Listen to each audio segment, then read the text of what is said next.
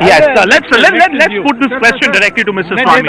Sir, how do you look at this? You know, fact is that the court on your main petition of asking for Mr. Chidambaram to be investigated by the CBI, the court has simply reported back to the trial court. Yes. So is this a reprieve for Mr. Chidambaram? Is this a No, setback? how can it be reprieve? Because the CBI's case was that he's innocent and he's not worthy of investigation. Has the court said anything at all? That I will have to read the observations. But what has come out from the court is that we are referring this to the trial court, where the petitioner here is also petitioner there, is a complainant there.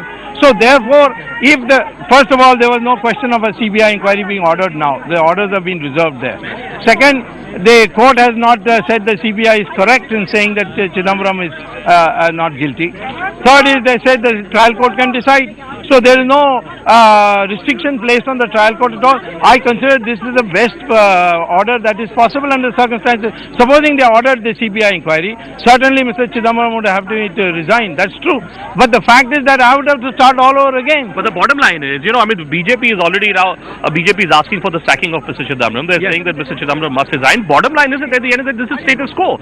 The court has simply said that let the trial court decide the fate of Mr. Chidambaram. There is no question of status quo. If the court had ordered a CBI inquiry, then I would have been in difficulty, because what happens to my all these arguments that I have made, I'll have to start all over again, wait for the CBI to come with a new report. What is the point you will be making in the trial court, sir? I don't have to make any point. The orders are reserved. Okay. And the orders are, they have to give a judgment. And so the points that you have made in the past before the trial court, before the CBI court, is that not only should Mr. Chidambaram be included in the ambit of the CBI's investigation, he should also be named as a co-accused? I have in the trial court only asked for him to be made a co-accused.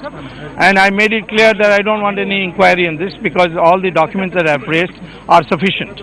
So naturally they will give a spin. I had said this morning also to your channel that it is not a question. I really need the court to say that the trial court take this up, because right now I have reached a stage where I don't need a CBI inquiry. Okay, let's